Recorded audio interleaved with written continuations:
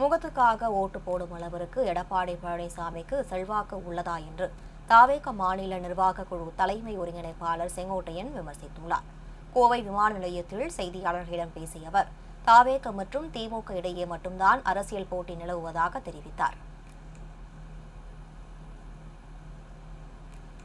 பாரதபுரமுடைய தலைமையை அங்கே பாரதபுரம் வருகிற போது அந்த நிகழ்ச்சியிலே பின்னாலே வைக்கப்பட்டிருக்கிற பேனரில் இல்லை. அப்படி என்றால் யாரை நம்பி இவர் கட்சியை நடத்துகிறார்? இவர் முகத்துக்காக ஓட்டு போடுகிறார்களா? அந்த அளவுக்கு செல்வாக்கு மிக்கவரா? குறிப்பாக இவர் எந்த தேர்தலிலும் வெற்றி பெற்ற வரலாறே இல்லை. நாடாளுமன்ற தேர்தல், சட்டமன்ற தேர்தல், உள்ளாட்சி தேர்தல் அனைத்துமே வெற்றி பெற முடியாத ஒரு சூழ்நிலை ஏற்பட்டிருக்கிறது என்பதை அவர் உணர்ந்திருக்க வேண்டும். அதை உணராமல் செல்வாக்கு மிக்க தலைவரை, நாளை தமிழகத்தை ஆளப்போகிற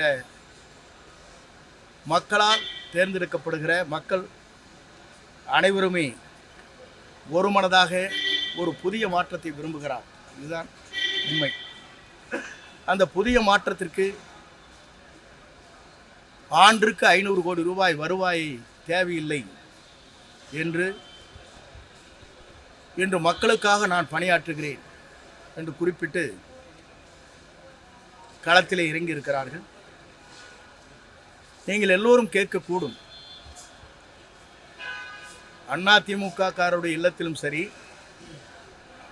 மற்ற திராவிட முன்னேற்ற கழகமாக இருந்தாலும் 6 வீட்டிலே சென்று கேட்கின்ற போது அவருடைய குரல் எப்படி இருக்கிறதுன்னு சொன்னால், அவருடைய மனைவி, மகன், மகள் எல்லோருமே புதிதாக உருவாக்கப்பட்டிருக்கிற டிவிகேவுடைய தலைவர் வெற்றி தளபதி விஜய் அவர்களுக்குத்தான் எங்கள் வாக்கு என்று சொல்லப்படுகிற நிலை இருக்கிறது.